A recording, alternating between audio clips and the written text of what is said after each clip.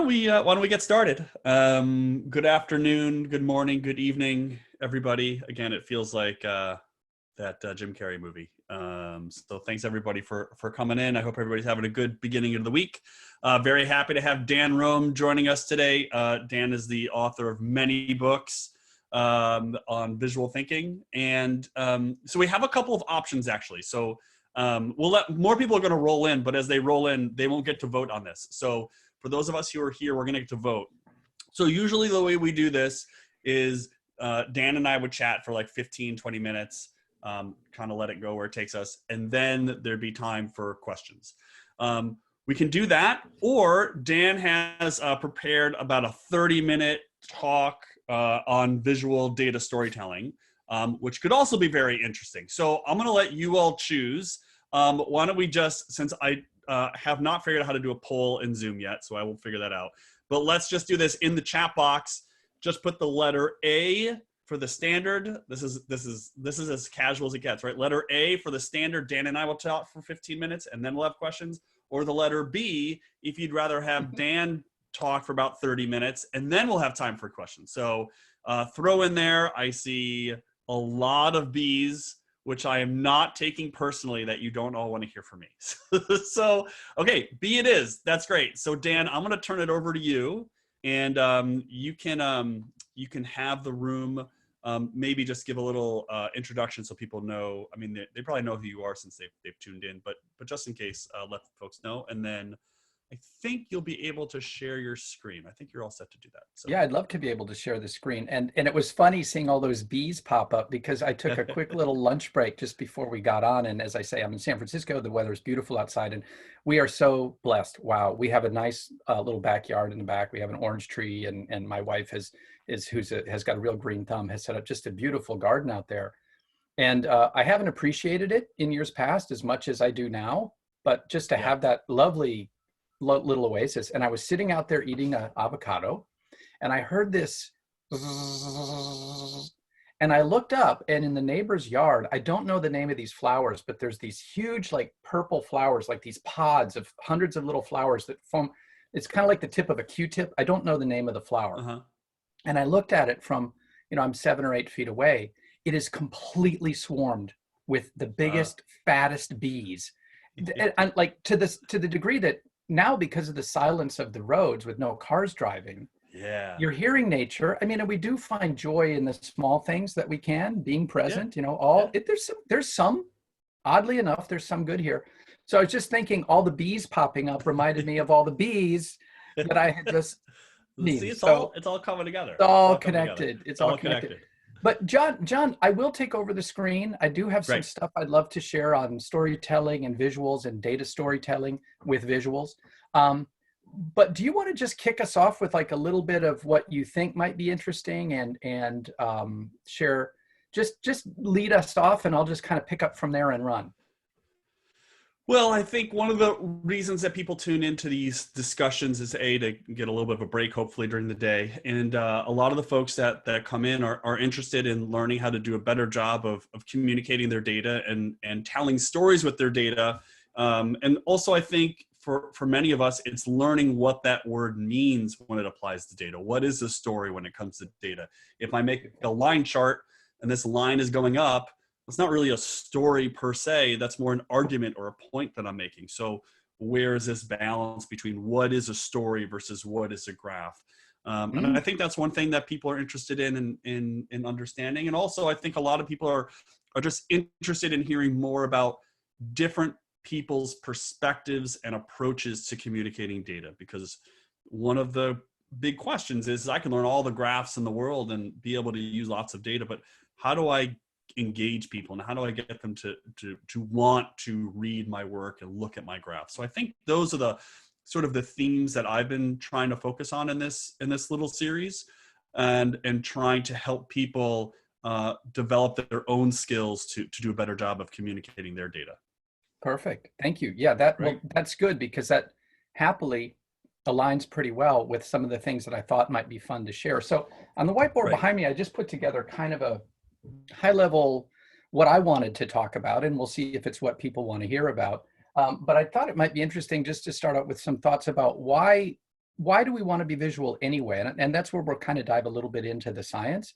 And then I wanted to talk a little bit about simple pictures and the power that they have, and then simple stories and the power that they have, and what amazing magic happens when you combine simple stories with simple pictures, and how, if the data that you have are good, if you have, well, we need to have good, solid data that we believe in. But if you can take that data and find ways to share it through simple pictures and simple stories, you can deliver really complex and thoughtful insights that otherwise would have been kind of invisible or nebulous. And so that would be kind of why be visual at all? Simple pictures, simple stories, how those lead us to some really interesting insights through the form of data stories. So what I'm going to do now is I'm going to take over the screen, and I'm going to ask you all, are you seeing a kind of a PowerPoint screen up here right now? Okay, good. So let me just present. And what I'm going to do is I'm just going to walk you through this. And John, obviously, even though I know that we have 30 minutes, I've prepared at least 9.5 hours of material.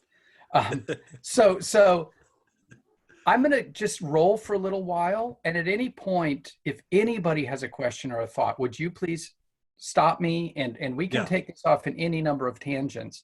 But basically, yeah. So as I kind of mentioned, I'm Dan. And if anybody wants to ever reach out to me, I'm easy, dan@danrome.com. And I'm probably, to the degree that I'm known for anything, I'm best known for having written a book over about 11 years ago now called The Back of the Napkin, which was my first book, and happily it did very, very well, and allowed me to kind of quit my day job and go off into doing this type of visual consulting full-time, which was fabulous. And along the way then I wrote a book that was more on the storytelling side of using our pictures. And then I wrote a book called Blah, Blah, Blah, which was really on how to effectively convert words into pictures, in particular, really complex verbal arguments that we tend to make so often, because in school we're taught to think that way, how to convert those into visuals that might make some of the information more compelling. And then a book that came out 2 years ago called Draw to Win, which was, the publisher just came and said, hey, Dan, there's a lot here. Can you just kind of give us a greatest hits album? And so I pulled together that. And the books have, as I say, have done really well. The core of all of them is the thing that I just love, which is we have a magic trick already built into our mind, into our head. And that magic trick is called vision. And there's so much fascinating in here. And when I talk about vision, I literally mean the neurobiological and cognitive syntactic process of what the heck is going on in our head when our eyes are open and information is coming in through our eyes. And so much research has been done over the last few decades on that it's fascinating stuff. And it turns out we just don't really take advantage of the power of our visual sense as a problem-solving tool as well as we might. And so really the whole point of all this is, if you start from the perspective that vision is potent and important and critical to us, you can kind of relook at almost everything we've ever learned through this new lens and come up with all kinds of new ways to think about it. So here's just quickly a little 30 minutes. Why would we want to talk about vision? And I'll just share with you a little of the science, talk a little bit about some simple shapes that we can all draw, whether we think we can draw or not, you can. And then just really quick, like this super Cliff Notesy abbreviated version of, when I talk about simple stories, what do I mean? And how do these three things lead us to being able to generate some really complex insights, both for ourselves, this is us here, and we've got a really complicated problem that we're looking at. How can we use these tools in our own mind to help us attain some kind of clarity around what the heck's going on? And then equally importantly, then be able to share that clarity with a whole bunch of other people so that they can all say, yeah, I get it. And we agree, that's cool. And then if we have time, the fact that we now live in a completely online communications world, some tips and tricks that I've learned, like literally what I'm doing right now on the screen, this is what I do all the time, this sort of visual markup, and how you can make even really complex data sets come to life if you are willing to simply draw arrows around things and make circles and whatnot. So just an emergent feature, by the way, We have the power to deliver our stories more effectively than we might know. And then just QA. So yeah, 30 minutes. Good luck. How is the pace so far, John? Are people staying with me? Things good so far? I mean, I'm good. Okay. I'll just interrupt you real quick Yeah. just to let everybody know. If you have questions for Dan, just put them in the chat window, and I'll just moderate. But otherwise, yeah, it's all great. Okay. So this is a surprise for everybody. I don't know how many of you are going to be able to do it, but I would seriously love everyone to grab a sheet of paper. I hope everybody has near them a sheet of paper and some kind of a pen. I mean, we're going to go analog here. We're going to go old school. If you got a notebook, you got a moleskin. I know I don't pronounce it right, but that's the way I say it. I'm from Montana. I can call it moleskin if I want to. Whatever writing device you have and a piece of paper, I want to start this off by having us draw a picture. So I'm sure some of you are running around grabbing pen and paper. You didn't know you were going to need it. But if you're ready, here's what I'd like you to do. I'd like you to put a dot at the top center of your sheet of paper. Just make a dot top center on your sheet of paper, just as like I've done here on the screen. And then from that dot, what I'd like you to do is make a big circle that takes up most of your sheet of paper. And don't worry, the circle on first pass is going to be pretty ugly, but that's okay. I want you to just keep going. And eventually your circle is going to start to round itself out pretty well. Now, just anecdotally, the power of our visual mind, you'll notice that you can be drawing this circle at the same time you're listening to me. You can actually do that. So go ahead and stop your circle. Now put your pen back at that top dead center dot again and go the other way. We all seem to have a tendency to go clockwise or counterclockwise, like left-handed, right-handed. But go the other way and you'll feel that it's a little bit different. It's a little bit harder, a little bit more of a cognitive load. Okay, so you can pause. Why did I ask you to draw a circle? Well, number one, tips and tricks for online meetings, making them come to life. Ask your audience to do something from time to time. Get them back engaged. So that has nothing to do with data, but it has a lot to do with storytelling. So I'm just going to call out sort of metadata, what I'm doing as I go through this presentation. So ask people to do something to contribute. Great. Make it simple so people can do it. More importantly, make it meaningful. The circle we just drew is a schematic diagram of the human brain. I want you to all think that that circle you just drew, which probably, depending on the size of your sheet of paper, might not be too wildly out of scale to your actual brain. I want you to think that that circle represents the hundreds of billions of neurons that you have going on in your brain. And now what I'd like you to do, knowing that this is your brain, is I'd like you to divide it up into thirds, a kind of a pie chart of thirds. Looks kind of like a Mercedes-Benz logo, if you will. And then what I'd like you to do is fill in a whole third here. Out of all of the neurons that you have in your brain, about 1/3 of them are dedicated to doing nothing but processing vision, nothing else. More of your brain is dedicated to processing vision than any other thing that you do. And what we're going to find is that of this second third down here, about half of that is dedicated to processing vision in concert with your other sensory inputs anyway. So all I'm trying to share with this is we have an unbelievable amount of mental capacity, more than anything else, that is dedicated to helping us literally see the world, convert light in the form of photons into meaning in our heads. It's an enormous task. We're really good at it.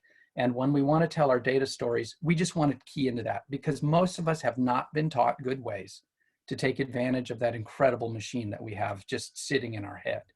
So Dr. Leo Chalupa, literally, he and his team wrote a textbook on visual neurosciences. And Dr. Chalupa, I got to know, I'm out here in California, obviously. He used to be the head of the physiology department at UC Davis. He's now at George Washington University, John, out in your neighborhood. He's head of the pharmacology and physiology department. So Dr. Chalupa is a pretty amazing guy. I asked him to peer review my first book, The Back of the Napkin, because I was stringing together a bunch of different research on vision and sort of cognitive science and drawing. And I wanted someone who knows what they're talking about to look over it and say, yeah, this is at least directionally correct. And he did. And I thank him enormously. And then I asked Dr. Chalupa, just give me a quote. Why are you so interested in vision? Why have you dedicated your life to it? And here's the quote that he gave me. He said, more of the brain is devoted to vision and visual processing than any other known function, including language. More neurons in the human brain are involved in vision than is the case of all other sensory modalities combined. basically, as we've seen before, the human brain, about 1/3 of it by sheer number of neurons is just vision. Another third is vision combined with processing your other sensory inputs. So smell, taste, sound, balance. How do those things all line up to give us the inputs, which leaves about 1/3 of our brain to do all the processing of it. So most memory, logic, math, language, in terms of just sheer number of neurons being utilized, it's a fraction of what we have. And yet, so there's so much more we can do than we have been taught to do. And that's all we're doing. We're unleashing the Kraken. We're unleashing the dragon here. And the other thing that's really interesting, just as a data point for the more data-driven, science-loving people that might be on the call, here's something interesting to think about. Your brain is actually a pretty small organ. You drew a circle of it a minute ago. It's actually about the size of your two hands tightly put together into a kind of a double-handed fist. I was surprised the first time I saw a human brain. It's actually smaller than I thought. It turns out our skull is really thick and the space inside is smaller than we imagine. Your brain doesn't weigh very much. It weighs about 3 pounds. So I'm using the American measurement system. I'm not good with kilograms and stuff, but some of you might want to convert it. The point is, for the weight of an average American adult, about 196 pounds, the brain represents about 2% of our body weight. And that seems to be true pretty much worldwide. On average, your brain accounts for about 2% of your total body weight. A rounding error, right? 2%. But think about this, that little organ of yours at any time is consuming about 20% or 1/5 of the total energy, calories, and oxygen that your body is burning at any one time. Your brain consumes vastly more energy and oxygen than any other organ in your body. And think about this, what is it doing more than anything else? It is processing vision. So there is a case to be made here that by virtue of being human, we are essentially walking, talking, vision processing machines. And we know that from the moment we wake up in the morning, we don't need someone to verbally tell us what the weather's like outside and what we should wear. We just look. And without any conscious effort on our part, we now know. We make a bunch of decisions. And then as we go through our day, our sense of vision is what guides us almost all of the time on what should we literally be looking at and paying attention to, what attracts us. And of course, vision is so important that when we see something that is unusual or attractive, boy, it just snaps our head around and it completely consumes us. So from the point of view of a storyteller, the real reason that most traditional PowerPoint bullet point stuff, we've all heard it 10,000 times, death by PowerPoint, don't use bullets endlessly. Well, here's why. It's not that the bullets are bad. It's not that your ideas are not necessarily super exciting. Look, when you start presenting and there's nothing interesting for the audience to see, you got about 2 minutes before that visual mind says, nothing here for me, and checks off and just goes start making stuff up. So how do you counter that? Well, if you can lead with the eyes, as I'm doing right now, you can get the entire mind to follow you. What I mean is, as I say, oh, look over here. This is the important thing right here. Oops, no, it's not. I was tricking you. This is the thing that's important over here. I want everyone's attention on this thing over here. No, no, no. It's actually these 3 things that are really, really cool. And it's the intersection of these 3 that I really want you to pay attention to. And then I might say, well, wait, no. Isn't it the process that takes us from this one, 2, 3, up to this one more, back into our brain? That's what we really want to focus on. Again, metadata. What I've done is by just marking up the page, you can't look away. As long as I give you every 30 seconds, every couple of minutes, something new to look at, it sounds terrible to say it, but I effectively own your attention. And that's what, as a storyteller, any of us want to do. Now, there are absolutely great verbal storytellers. We're listening to our podcasts, you're driving along, your sense of vision is occupied by the task of just driving the car, which is keeping your vision sense happy. It's keeping you completely occupied. You're an autopilot and you're listening to someone tell a marvelous story. That works too. I'm not that good a storyteller. I'd rather just seize on the power of vision. And for data people, we can do that. How are we doing, John, so far? That was kind of my tee up and lead in on why. How is that? Yeah. How is that landing with people? Let's take a pause right there. Let's ask them. Yeah. Let's ask. Yeah. Yeah. Yeah. If you folks just, Let Dan know. Easier if we do it in the chat box than everybody unmuting themselves. There is one question that I think we want to get to a little bit later. Is on well, Irene. I'll let Irene ask you directly in a little bit, but Okay. I think everybody. I've gotten a few messages. Everybody seems pretty happy. So yeah. Should So I great keep so rolling far. along then? I think you We should just keep do a rolling. check. Yeah, go for it. Yeah. Okay, cool. So again, a little bit of metadata, things that we learn from doing endless online meetings now is be sure every 5-6 minutes to just check in. You know, you don't want to roll too far, and I've gone a little long, but I compensated for it by asking you to draw a picture a moment ago. So Right. again, it's all about what can I do?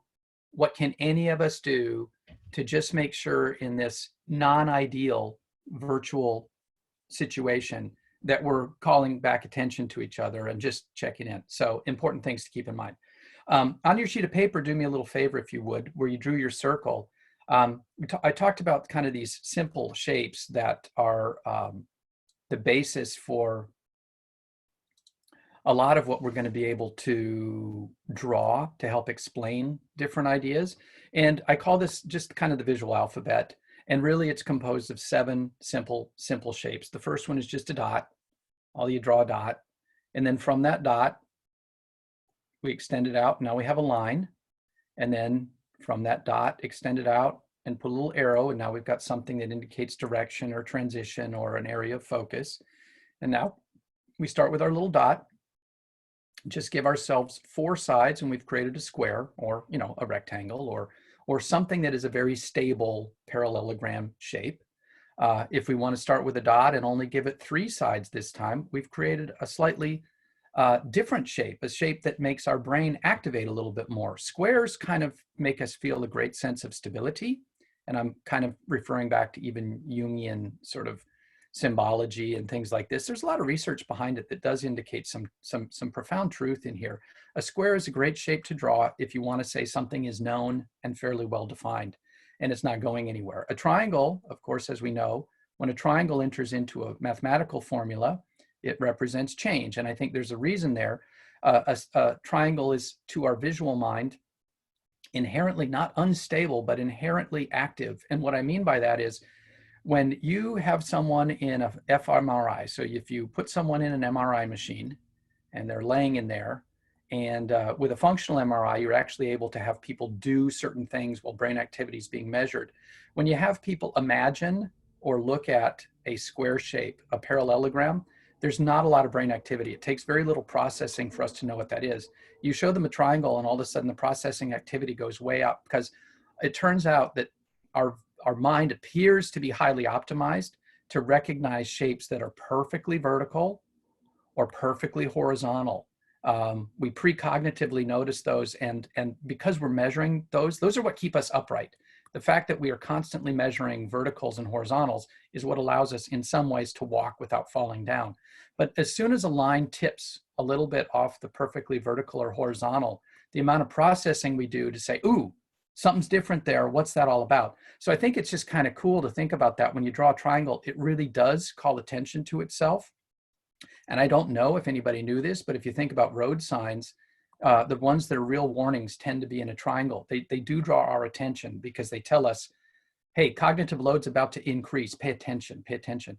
And then of course we've got our dot, our circle, we drew that. Circle is a lovely shape to just represent something that's kind of organic or alive or an entity, great. And then our last shape is just a blob. No dots needed, just make a blob. And for those of you who are drawing along with me, there's sometimes people ask a question, well, I understand where I might use these elemental shapes in my visualizations and my pictures, but when would I ever use this one? Well, it's funny, being in sort of consulting and problem solving, you can always draw this picture pretty much to represent status quo. Just draw a crazy plate of spaghetti and you can pretty much guarantee that that's going to be a great picture to start anything with. And then you can say, so what's our task today? Well, is to try to take that spaghetti and see if we can't kind of unfold it into some of these simpler shapes so we can make head or tail out of it. So those are the pictures we're going to draw. And now this is cool, I think. This is something I love a lot. And I've actually turned off my camera, John. Let me just check in with you really quick one more time. How are we rolling? Doing good? We're rolling. Yeah, it's great. Okay, so We're so good. I want to take maybe 4 minutes now and share with you one of the things that I think is really cool. And this is in many ways the core of the discovery, if you will, or the uncovering of a pattern that already existed. And this is what Dr. Chalupa was able to validate for me. I want to talk a little bit about how vision works, but I don't want to talk about it. I want to show you how vision works. So what I'm going to do, everybody, please do take a look at your screen. I'm going to show you 4 hand-drawn pictures. They're all going to look like this. I'm going to mark this one up, A here. I'm going to put a triangle around A. Pay attention. This is picture A. They're going to go in order, A, B, C, and D.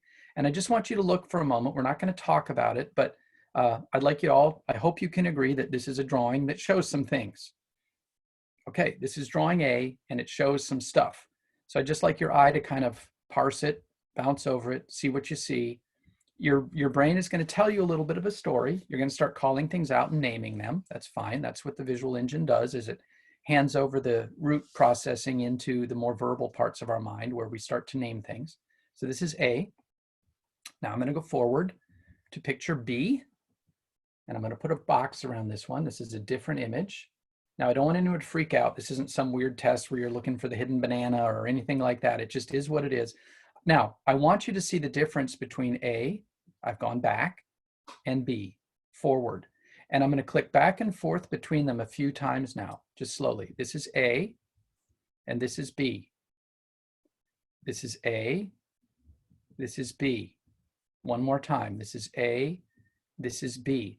Now, I'd hope you all see that there are some things that are shifting in between the 2 images. I can't see your hands, so I'm just going to, I would normally ask for a raise of hands how many people see some things are different, but I'm assuming most of you are seeing that some things are different.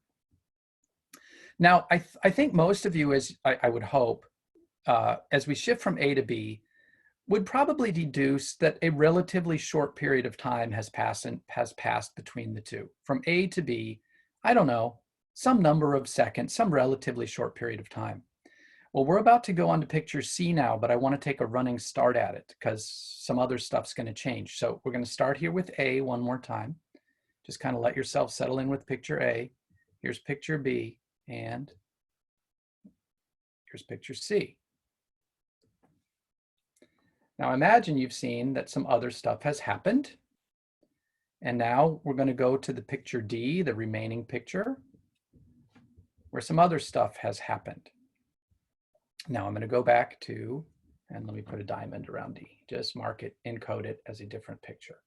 Okay, now I'm going to go back to C, for example, and I'm going to click between C and D and ask the same question. How much time do you think might have passed between this picture and this picture? And I'm guessing most of you would probably say, well, a longer period of time.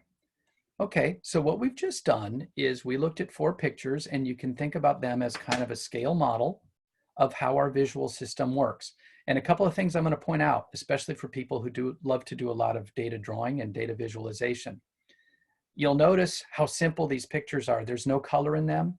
There's no drop shadows. There's no 3-dimensional effects. All that is nice affect. It's nice eye candy. But unless there is a really, really good reason to use that kind of affect, try to avoid it. And there's great reason to use color. Absolutely. I'm not saying don't use color, but we don't need a lot of the eye candy stuff that we throw into often a lot of our charts to get their meaning across. And you know, it's often important to just take it back to what is the minimal amount of information I need to convey that's going to deliver the same amount of result. So that's just a side note again. But we did those 4 pictures. And for most of us, I'm imagining that a kind of a narrative unfolded that had something to do with maybe a little girl and her dog and a baby carriage and a boat and a plane and some birds, and the dog goes chasing after the baby carriage and the parents are freaking out, and then everybody went home. So there was a story we told, but that came after we saw it. What worked first was our visual mind. So here's what we kind of know about the way vision works. Vision is not just one process. It's actually a series of processes, and there is an argument to be made. There is a model And this is kind of the Chalupa model. And there's another incredible neuroscientist, cognitive scientist down at UC San Diego. Available, you can watch this guy on YouTube quite a bit. V.S. Ramachandran. Used to be head of one of the major departments down at UC San Diego, V.S. Ramachandran. And he's got a fantastic book out there called Phantoms in the Brain, where a lot of this came from, just understanding how vision works. And in effect, here's the deal. Vision is a series of 6 steps that take place initially in serial, that is in parallel at the same time. And then once that initial processing's been done, it gets handed over into a series of 3 more serial steps. So if you think about what vision is, we are looking at something and there's light on it. The light reflects off that object. It goes into our eye. Right as soon as it hits our eye, we start translating that information from electrical energy in the form of a photon into a whole story that we're going to tell ourselves. And it's super complicated, and that's why it takes so much processing power. One of the things that we do first is we simply try to identify who and what am I looking at. And we've got a whole part of our visual engine that's job is just to do that. And it's literally called the what pathway. The job of the what pathway is to look at the environment and identify the objects that are in it. In parallel, we've got another part, which is called the how much pathway, which is rapidly trying to count the number of objects that are in front of me. Very different processing approach, very different processing center in the brain. And in parallel, the third parallel process is literally called the where pathway. And what it's doing is it's not interested in the objects themselves. What it's trying to do is measure what is the distance of me to that object and the distance between those objects.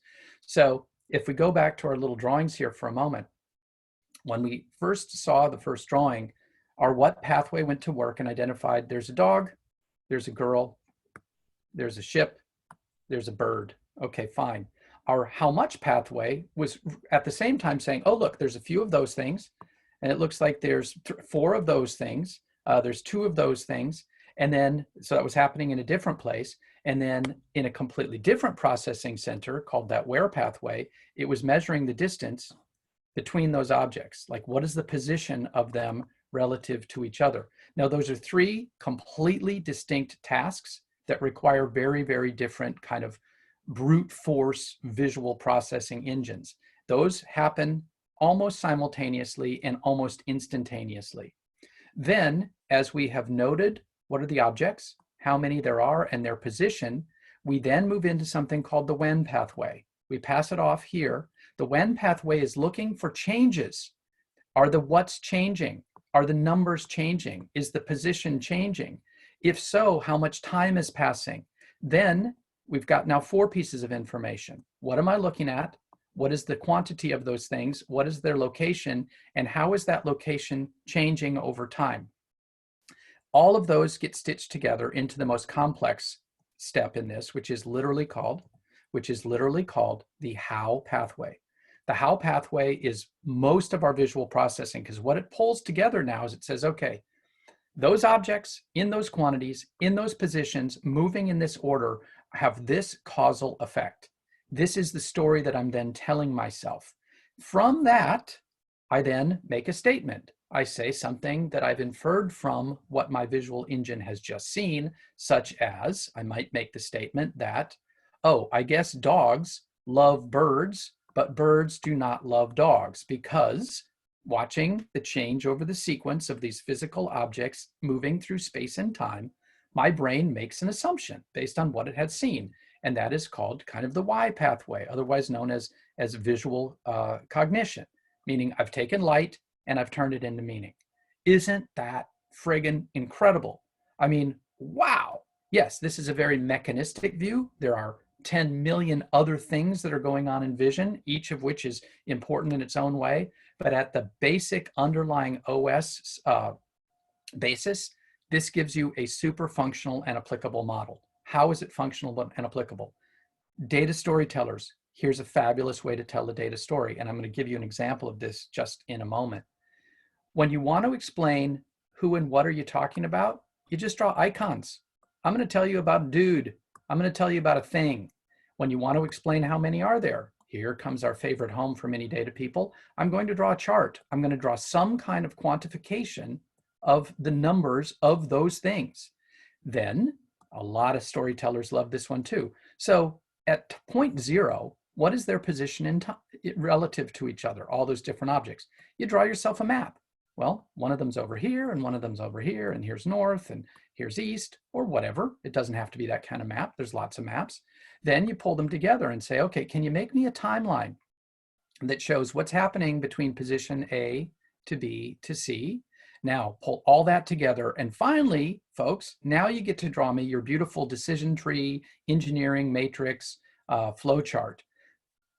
Often we invest ourselves heavily in these very complicated schematic diagrams. They're beautiful for us because they help us think through how something works, but they're terrible for our audience because by definition, this is never the first picture you want to see. It's at least the 4th or the 5th picture you want to see. Introduce me, who are we talking about? Give me some understanding of quantity. Give me a base level understanding of position at starting point A.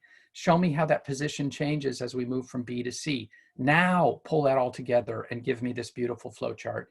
And then we end with the simplest picture of all, just a little visual equation, meaning we've gone through all of this effort with, thanks to our visual engine and all the parts of our brain, and we've discovered something. Wouldn't it be great to be able to summarize that something in the simplest possible visual takeaway? All right, that is a tremendous amount of theory. I'm going to stop there. There's more to share, but John, check-in point again.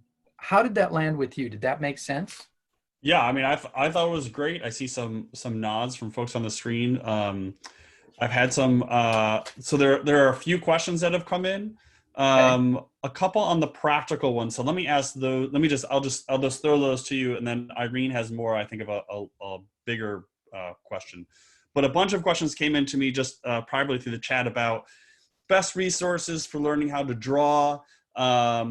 What tools are you using right now when you're drawing on the screen? So there were a few of those within that sort of practical, how do I do a better job, and how are you doing this sort of as you're drawing on your screen? Delighted to share. Should I dive into those right now? Yeah, if you'd like, yeah. Yeah, okay, so what I'm going to do then is just point of order. You're all going to see in a moment what magical tool I'm using. I'm using PowerPoint. The drawing tools are embedded in PowerPoint, and I'll show you all in a moment how to access them. This is nothing other than garden variety PowerPoint. And thank you for people who are asking those questions because they are really important, and happily they're answered real. Oopsie, didn't mean to do that. Give me 1 second. I told it to do the wrong thing. I need to go to slideshow from. Always the joys of having your PowerPoint with you, and when you go asynchronous, it's cool. We'll make it work. We just roll with it. So slideshow, start from current slide. That's what I meant to do. Okay, so the most practical question is, what the heck is Dan doing that enables him to draw on the screen? So I've got a laptop. It's a touchscreen laptop. I happen to have a Surface Pro. I love it. It comes with a pen, but any touchscreen laptop does this, or an iPad. It drives me bananas. As much as I love Steve Jobs and Tim Cook and the amazing people at Apple, talk about the magicians, it drives me absolutely out of their mind that they have not created a touchscreen laptop. What? WTF? It's insane. So if you want to do what I'm doing here, your only option if you're an Apple person is to go to your iPad. And you can do it on your iPad, and it's great. But so you need to start, you need to have some kind of computer that allows you to interact directly with the screen. The second thing you need to do is you need obviously to have some kind of internet connection. As we do right now, we're using Zoom, but it could be GoToMeeting, it could be Google Hangouts, it doesn't matter, but something that allows you to share your computer with other people in real time. And it doesn't have to be online. If in a live setting, you just plug into a projector. Anything that allows other people to see your screen is the second piece of this. But the real critical piece, and it's fairly limited, is what software do you use? And I don't hate to say it because it's actually really good. It's PowerPoint. It is the only piece of software that allows you to do what I'm doing.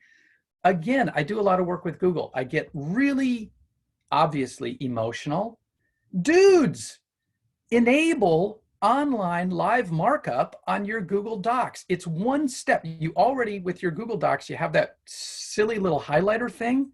Just leave tracing on so that the image stays behind. That's all you need to do. They haven't done it yet. So anyway, it's PowerPoint. The good news for Apple people is PowerPoint for iPad, Office for iPad is beauteous. It works real good.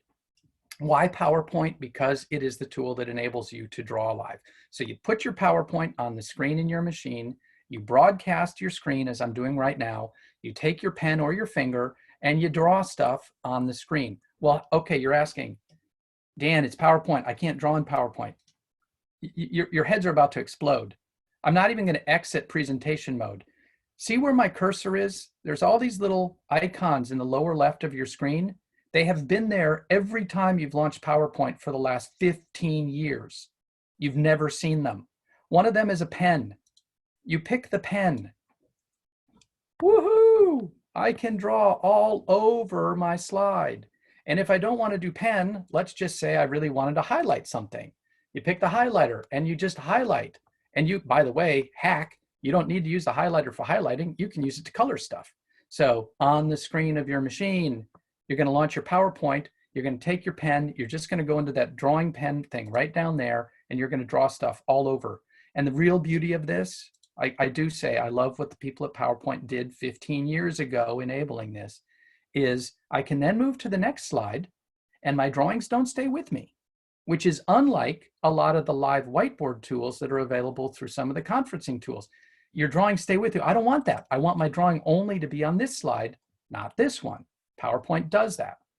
The other thing, this is so cool. When you go to end your slideshow, watch this. I say end show. It says, hey, Dan, do you want to keep your ink notations? You could discard them and they will be gone.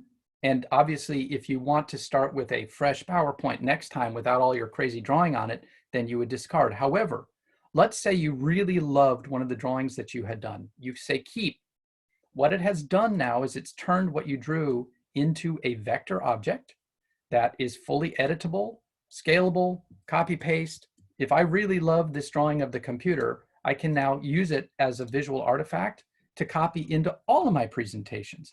And by the way, half of all of the drawings in all of my books, the new slideshow again from current page, half of all the drawings in my books, I did this. I opened a blank I'll show you. I opened a blank PowerPoint. I selected the pen. I maybe chose the color black because it looks like a nice one. And I drew a little picture of someone, you know, drawing on their screen and other people on the other side saying, yes, I get it. I'd like to do that too. How do I do that? So let's say I really liked that drawing.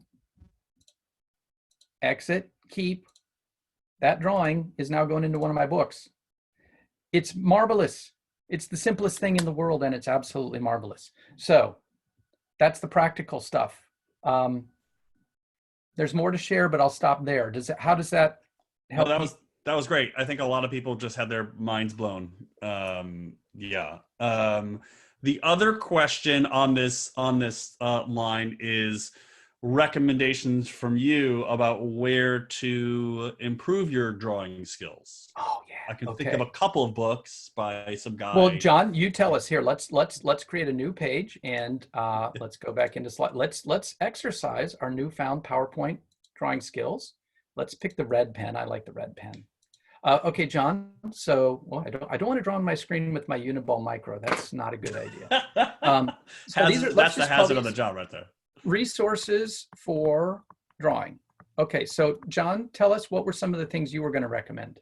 Well, let's see. There's this guy Dan Rome whose books I really like. So I can. Oh well, he's a great asset. Yeah, absolutely. Dan Rome. Okay, anybody else come to mind? Let's see. Who else comes to mind? I have one, if I may. Yeah, the best ever. And if I could reach to my bookshelf, I can. Stand by. Excitement. And if I pull my headset off, then you'll know why. Right. If we see your body go flying back, we'll know what happened. Okay. This is the guy. This is the guy everybody needs to know. Ed Oh. Emberley, Make a World, available on Amazon. I don't know if you can read his name very well with the dots up there. Ed Emberley. This book I had when I was 7. These are not new. These are classic. I think that's the right euphemism to say I'm old. But they keep being reproduced. And what Ed does is he shows you, this was my favorite as a kid, to Make a World, how to make anything from those basic shapes. Anything. And he has a very distinctive style. You know, draw a tractor. How do you draw a tractor? Well, you start with a circle and a square. But if you go through these, you'll learn how to draw everything. Animals, my favorite animal right there. This is how I learned how to draw a giraffe, and it's a damn good giraffe. Horses are tricky. Horses are really hard to draw, but I learned how to draw horses from Ed Emberley. And where's his horses in here? Horses are magical, really difficult animal to draw. Oh, here's a whole page of his horses. These are beautiful. And how to create a camel. It turns out I didn't know this, but a camel is just a horse with humps on the back. Huh. Secrets of the universe, all from good Mr. Ed Emberley. Yeah. Another person I'm going to strongly recommend, not so much focused on drawing, but in the spirit of what we're talking about. Some of you may know this character. He's actually a friend of mine, Austin Kleon. Austin has his book, Steal Like an Artist. This is his third book here, this Keep Going one. But Austin's first book, which I don't see here, it's called Steal Like an Artist. And Austin tells marvelous, marvelous stories about how to be creative. And this book is so good right now when we're stuck indoors and want to be thoughtful about how to be creative. So yeah, and lots of simple drawings. I think this is drawn by Austin's son. He puts a lot of things, but in the book Steal Like an Artist, he's got a kind of an Austin version of the visual alphabet. So that's good. And then the other thing that I have a lot of here, but it's a little more advanced, is I have 2 daughters, both of whom I've always been really interested in manga and anime. So we have a bunch of books on how to draw the various specific anime characters, chibis. There's an entire rubric and library. I didn't know this. One of the reasons that manga is so cool is it's been really highly defined into like what are different character types. So that's more advanced stuff. Start with Ed Emberley. Yeah. And right now, fantastic. Mo Willems. Oh yeah.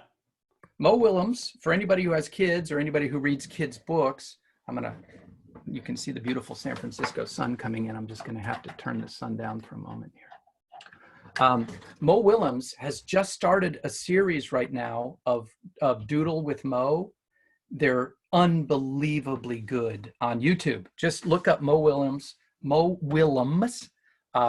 and he's the guy who created the kids' books, Don't Let the Pigeon Drive the Bus, Knuffle Bunny.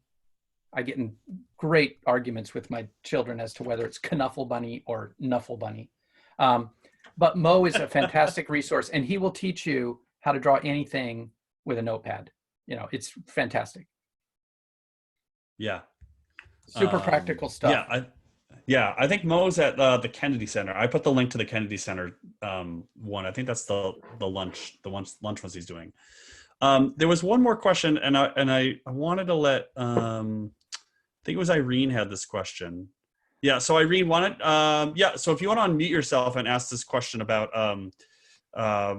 researchers telling stories, I think that'd be great. Yeah. Hi. Hi, Irene. Hi. Super interesting presentation. I just wanted to say thank you. And I loved your first book, and I have your second book, which I haven't read yet, but it's in my reading list. So I have a question. So my research is kind of more on the methods, developing methods than like doing experiments. And I think experiments are more story-worthy because they have more interesting outputs. What can you, I was wondering what you can suggest for us methodological researchers on how we can come up with stories for our research, how to make the methods more interesting. Irene, what an incredible question.